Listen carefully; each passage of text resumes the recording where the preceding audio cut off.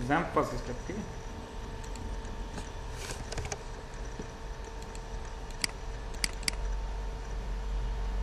Simple software, double click करते हैं install हो जाएगा।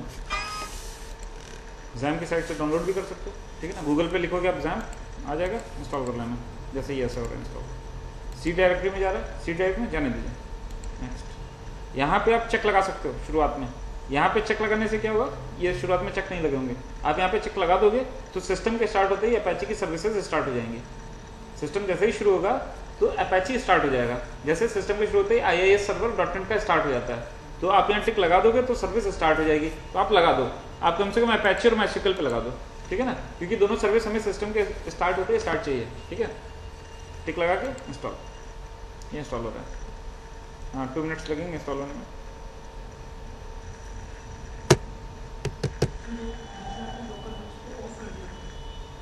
लोकल होस्ट में यहाँ पर मैं लोकल होस्ट चेक कर रहा हूँ कि लोकल होस्ट रन हो रहा है कि नहीं हो रहा है। लोकल होस्ट मैं जानना चाहता हूँ लोकल होस्ट चल रहा है कि नहीं। दूसरी चीज़ ये है कि लोकल होस्ट का भी अपने एक IP एड्रेस होता है। लोकल होस्ट का IP एड्रेस होता है 127.0.0.1, ठीक है ना। मैं चेक करना चाहता हूँ कि ये IP एड्रेस इस टाइम वर्किंग कंडीशन में है कि नहीं, मतलब ये किसी पोर्ट पर कॉन्फ़िगर है कि नहीं, मतलब यहाँ से कुछ चल रहा है कि नहीं। तो यहाँ पे कुछ नहीं चल रहा है, ठीक है ना, ब्राउजर पे कोई डिस्प्ले नहीं है, ये IP एड्रेस काम नहीं कर रहा है, ठीक है ना, क्योंकि सर्वर नहीं रनिंग कंडीशन में, सर्वर है ही नहीं। तो क्योंकि हमारे लोकल सिस्टम पे कोई सर्वर नहीं है, तो अभी हम सर्वर इंस्टॉल कर रहे हैं, उसके बाद उसको स्टार्ट करेंगे, ठीक है। अभी तो ये इंस्टॉल हो रहा है, थोड़ा टाइम ले रहा है। तब तक एक चीज़ और देख लेते हैं, जब तक ये सर्वर इंस्टॉल हो रहा है तब तक एक चीज़ देख लेते हैं कि यहाँ पर जो हमने देखा कि 127.0.1 ये होता है ओरिजिनल IP एड्रेस। इस पर पॉइंट किया गया है लोकल होस्ट को, ठीक है ना। लोकल होस्ट को बोला जाता है alias of, local host is the alias of 127.0.0.1, उस IP एड्रेस का एलियास है लोकल होस्ट। तो क्वेश्चन ये होता है कि ये एलियास आखिर डिफाइन कहाँ पर है, आखिर कहाँ पे बताया गया है कि लोकल होस्ट का मतलब ये IP एड्रेस है या उस IP एड्रेस का मतलब ये लोकल होस्ट है। इसको फिगर आउट करने के लिए हम लोग CMD पे चलते हैं, राइट क्लिक करते हैं, यहाँ पे स्टार्ट पे क्लिक, यहाँ पे सर्च करते हैं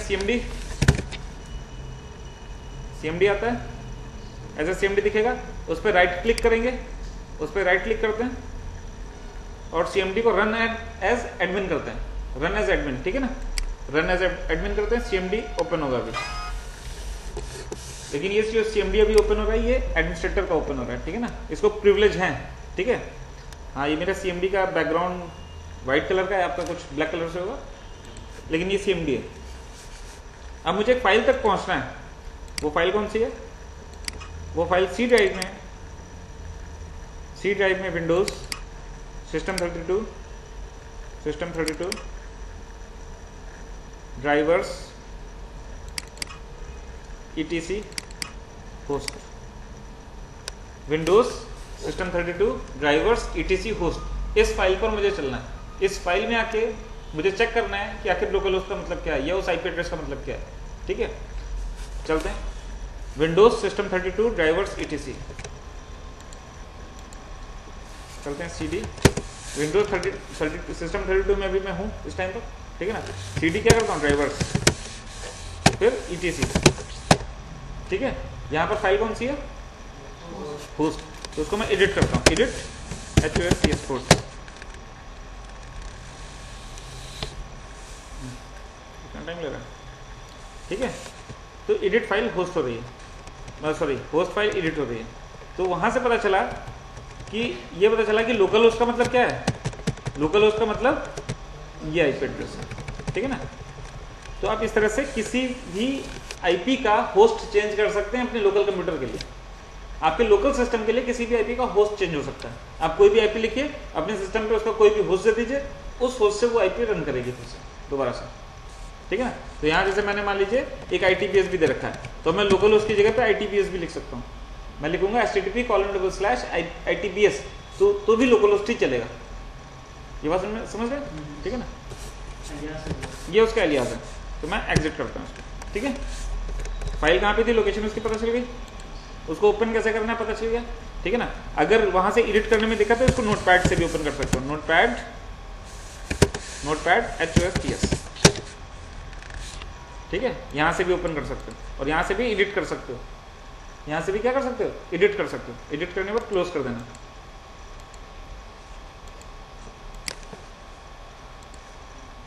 अभी इंस्टॉल नहीं होता है।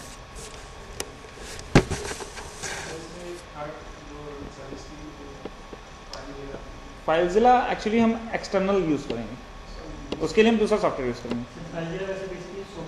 फाइलजिला किसी भी वेबसाइट को सर्वर पे होस्ट करने के लिए, ठीक है ना। ये मैंने आपको यहाँ पे दिया हुआ है, PHP सॉफ्ट में जब जाएंगे तो यहाँ पर आपको एक फाइलजिला भी मिल रहा है, ठीक है। फाइलजिला का यूज़ किसी भी क्या किस लिए करेंगे, अपनी वेबसाइट को सर्वर पे होस्ट करने के लिए, ठीक है ना। ये फाइल ट्रांसफर FTP का सॉफ्टवेयर है, FTP का क्लाइंट सॉफ्टवेयर है, ठीक है ना। FTP क्लाइंट है ये, FileZilla is FTP client, FTP is file transfer protocol. इसको फिनिश करते हैं। हाँ, कुछ जैम कुछ कर रहा है, मैंने कर लो भाई, कोई दिक्कत नहीं है। नेसेसरी पोर्ट को चेक कर रहा है। नेसेसरी पोर्ट इसके लिए कौन से, एक तो अपैची एक अपैची पोर्ट है। अपैची का कौन सा वर्जन हम यूज़ कर रहे हैं, 2.4, ठीक है ना। अपैची 2 सिंपल कर सकते हैं, अपैची 2, ठीक है ना। अपैची 2 यूज़ कर रहे हैं। और अपैची का जो HTTP प्रोटोकॉल है वो किस पोर्ट पे रन करता है, पोर्ट नंबर 80 पर।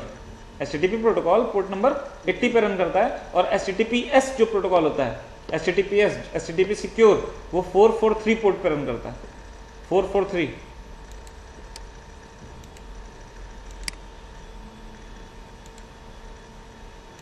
काफी टाइम लगा।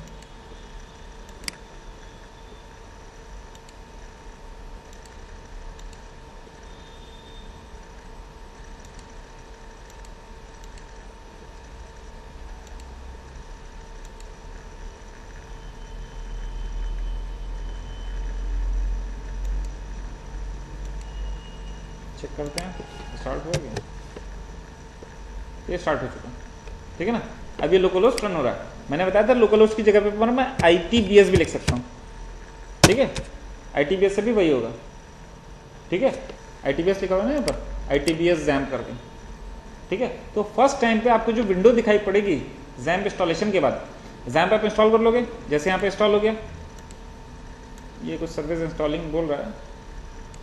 हाँ, एक बार मैं चेक कर लेता हूँ कि पता नहीं आपके घर पे शायद ऐसा नहीं आएगा, ये लास्ट में पता नहीं हैंग हो गया लग रहा है। तो आप यहाँ पे कंट्रोल पैनल आ जाएगा, इस पर चेक कर लेना। कंट्रोल पैनल बन के आ जाएगा, इस पर चेक करना है। ये UK का ओके कर लो।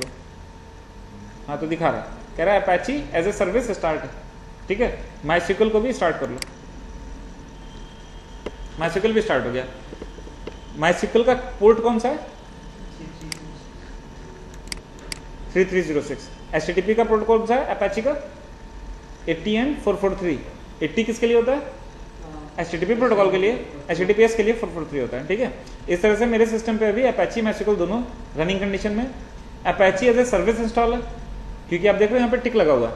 अगर MySQL को भी एज ए सर्विस इंस्टॉल करना है, service as a service means कि अगर आप ये चाहते हो कि आपके सिस्टम पर, सिस्टम के स्टार्ट होते ही बूट करने के बाद MySQL अपने आप स्टार्ट हो जाए, ठीक है ना, तो आप यहाँ पे आकर चेक कर सकते हो। अच्छा, सर्विस रन कर रही है तो इसको स्टॉप करना पड़ेगा। पहले स्टॉप किया, रन किया, एज ए सर्विस, इसको इंस्टॉलिंग सर्विस लिखा ना, इंस्टॉलिंग सर्विस, सर्विस इंस्टॉल कर रहा होगा। अच्छा, यस, ठीक है। अब इसको स्टार्ट करो। सर्विस इंस्टॉल कर रहा था, इसका मतलब ये था, सर्विस इंस्टॉल कर रहा है इसका मतलब ये अपने आप को कहीं रजिस्टर कर रहा है। तो जिस फाइल में रजिस्टर करता है उस फाइल का नाम है services.msc, services.msc।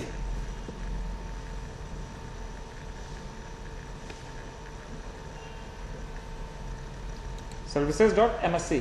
यहां पर आप देखोगे आपकी दोनों सर्विस आ चुकी हैं। एक तो अपैची भी आ चुकी है, ठीक है ना।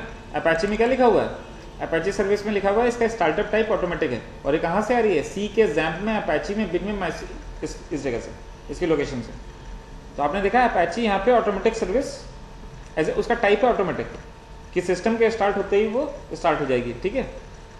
और इसी तरह से यहाँ पे आ चुका होगा MySQL, जो पहले से नहीं होता है आपके सिस्टम पे, पहले से सर्विस नहीं होगी क्योंकि आपने सर्विस अभी अभी थोड़ी देर पहले इंस्टॉल की है। यहाँ पे MySQL होगा, ठीक है ना। तो MySQL भी देख रहे हैं कहाँ से आ रहा है, C XAMPP MySQL bin, ठीक है।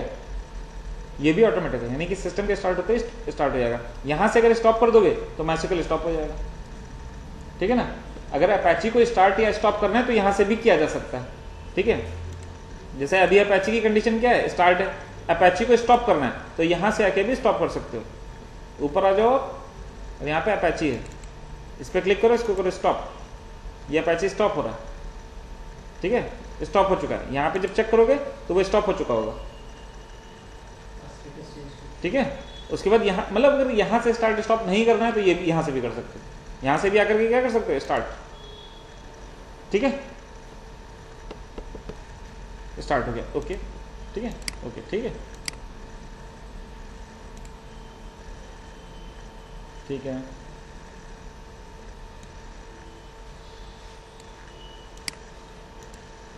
इस तरह से हमने देख लिया कि हमने ये अब तक हमने जान लिया कि लोकल होस्ट एलियास होता है किसी आईपी एड्रेस का, ठीक है ना, और एलियास कहाँ से बदल सकते हैं, फाइल भी हमने देखी।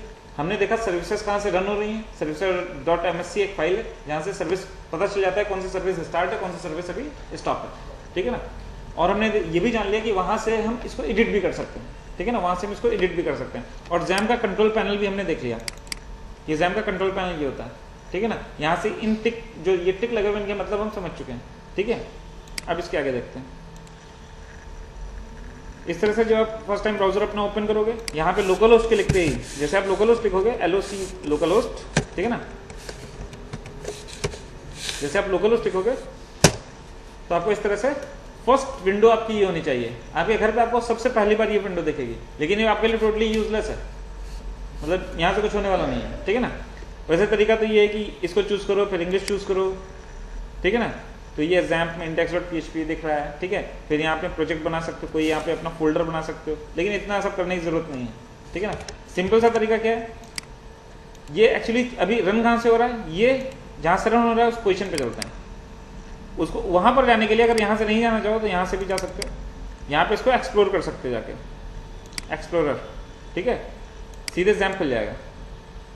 मतलब नहीं तो वहां से चले जाते, माई कंप्यूटर खोल के सी में XAMPP में आ जाते, नहीं तो सीधे वहीं से कंट्रोल पैनल से टिक कर लिया।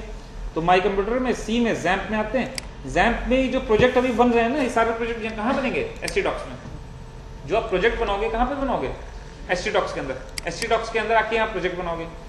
लेकिन हमारा मोटिव था यहाँ पे अपना बनाना, लेकिन एक्चुअली ये कर क्या रहा है, ये क्या कर रहा है, लोकल होस्ट के रन करते ही जैसे मैं यहाँ पे लोकल होस्ट लिख रहा हूँ, ये वाली विंडो खोल दे रहा है जो हमें नहीं देखनी, ये वाली विंडो हमें नहीं देखनी। ये विंडो दिखा रहा है एक्चुअली XAMPP फोल्डर के अंदर से, इस फोल्डर के अंदर से। मैं क्या करता हूँ, मैं यहाँ पे एक नया फोल्डर, न्यू फोल्डर बनाता हूँ, न्यू फोल्डर, ठीक है ना, कोई भी, और कंट्रोल A करता हूँ, न्यू फोल्डर छोड़ के, और सब कुछ ड्रैग करके ड्रॉप कर देता हूँ न्यू फोल्डर में। मतलब एक तरीके से देखा जाए htdocs फोल्डर को खाली कर दिया मैंने, एम्प्टी कर दिया, इसमें कुछ नहीं है, जो कुछ भी था उठा के न्यू फोल्डर में मूव कर दिया, ठीक है। अब मैं वापस जाके लोकल होस्ट देखता हूँ, छोटा सा काम है बस कि htdocs फोल्डर में जो कुछ भी है सब कॉपी करो और एक नया फोल्डर बना के उसमें पेस्ट कर दो, जिससे कि हमारा फोल्डर खाली हो जाए। अब मुझे खाली दिख रहा है, यही मुझे देखना था, यही पेज मुझे दिखना चाहिए था, जिससे मुझे लगेगा, फीलिंग अच्छी आएगी कि हाँ भाई हमारा प्रोजेक्ट शुरू हो रहा है, ठीक है ना। अब यहाँ पे हमें अपना एक कोई टेस्ट पेज बनाना है, यहाँ पे हमें टेस्ट पेज बनाना है। एक बनाते हैं test.php,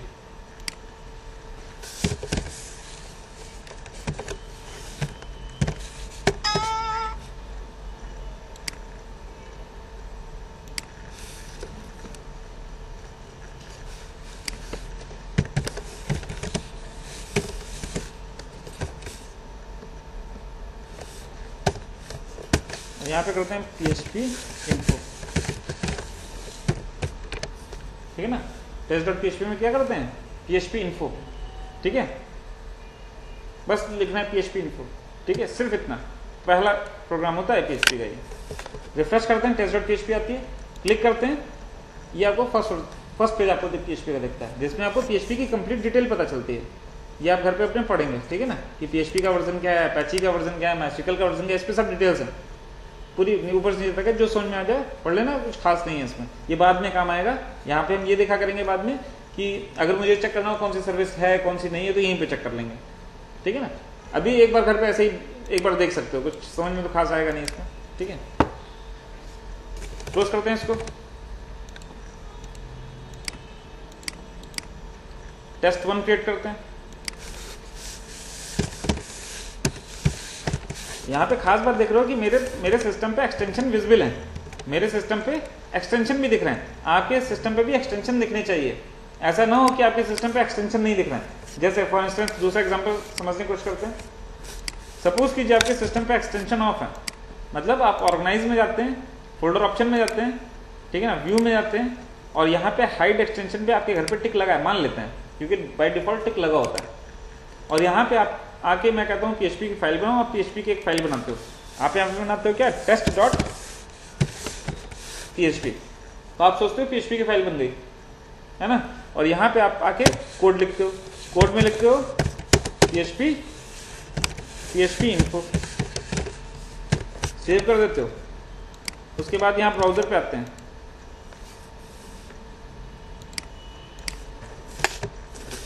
तो दिख भी क्या है, वो PHP फाइल नहीं है। कैसी फाइल है वो, टेक्स्ट फाइल है। और इको करने पर वो जाहिर सी बात है आउटपुट नहीं देगी, वो सिर्फ क्या देगी, जो कोड था, ठीक है ना, उसको एज इट इज प्रिंट कर दिया।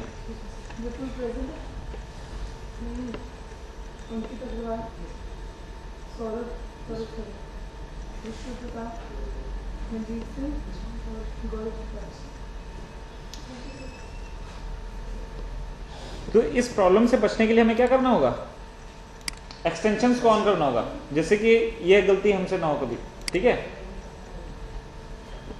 तो ऑर्गेनाइज में आएंगे, फोल्डर ऑप्शन में आएंगे, यहां पर हाइड एक्सटेंशन है, टिक लगा हुआ है, इस टिक को क्या करेंगे, हटा देंगे, ओके करते हैं, दिख गया यहां पर। अब इसका एक्सटेंशन यहां से हटा देते हैं, ठीक है। अब ये जो भी है यहाँ पर, जो भी इस पेज पर है वो ठीक है, ठीक है। अब ये कोड रन होगा, अब ये कोड रन होगा, ठीक है। तो ये गलती नहीं करनी है, समझ गए। इसको डिलीट कर देता हूँ। उसके बाद hello.php बनाता हूँ।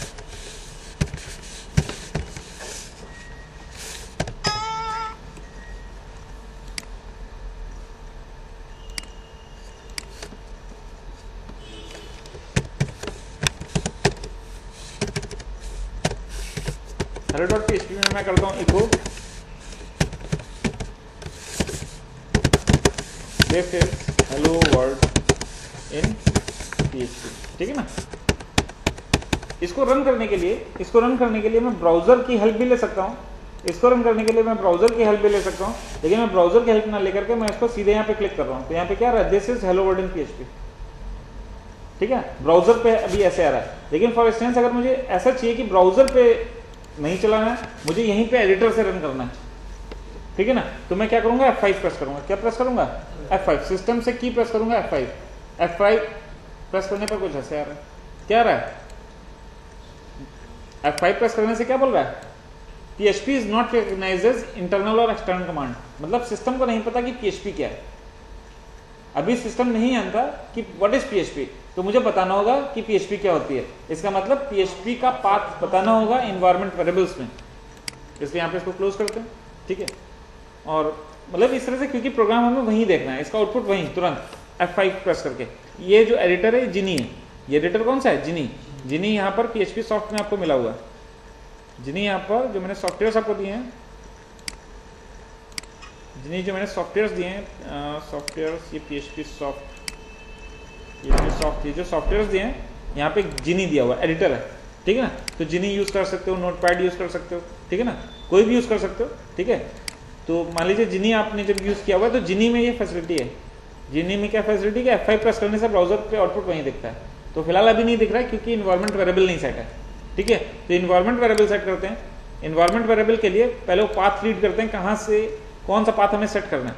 सी में चलते हैं, जैम्प में चलते हैं, सी में, जैम्प में, PHP में, ठीक है ना। और php.exe एक्चुअली यहीं पे पड़ी हुई है, यहाँ पे पड़ी हुई php.exe, यहाँ पे क्या फाइल पड़ी हुई है, php.exe। इसका मतलब मुझे यही पाथ सेट करना है, तो मैं यहाँ पे क्लिक करता हूँ और ये पाथ कॉपी कर लेता हूँ, ठीक है, मिनिमाइज कर लेता हूँ और माई कंप्यूटर पे राइट क्लिक करूंगा, प्रॉपर्टी में जाऊंगा, ठीक है। माई कंप्यूटर में राइट क्लिक किया, प्रॉपर्टी में गया, एडवांस सिस्टम सेटिंग में जाऊंगा, ठीक है, इन्वायरमेंट वेरिएबल में जाऊंगा, ठीक है। और यहाँ पे न्यू क्रिएट करूंगा, यहाँ पे लिखूंगा पाथ, टैब प्रेस करके वेरिएबल वैल्यू में क्या डालूंगा, उसका पाथ। यहाँ पे क्या वेरिएबल वैल्यू नेम में क्या डाला, पाथ, और वैल्यू में क्या डाल दिया, CXAMPP। इसको ओके करता हूँ, तो यहाँ पे पाथ में CXAMPP आ रहा है, इसको ओके करता हूँ, ओके करता हूँ, क्लोज करता हूँ। इस प्रोग्राम को भी एक बार क्लोज करता हूँ, जिन्यू को एक बार क्लोज करना होगा, इसको क्लोज करते हैं। वापस से जिन्यू ओपन करेंगे, सी में, XAMPP में, htdocs में, प्रोग्राम htdocs में, hello.php, ठीक है ना। इसको एडिट करता हूँ जिन्हीं से। इस टाइम पर आउटपुट यहीं दिखना चाहिए, इस टाइम पर आउटपुट यहीं दिख गया, ठीक है।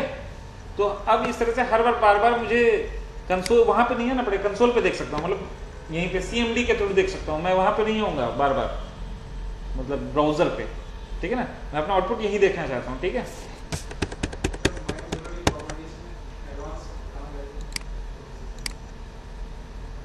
My computer properties, advance system settings, environment variable, यहाँ पे क्रिएट कर लीजिए न्यू वेरिएबल, ठीक है।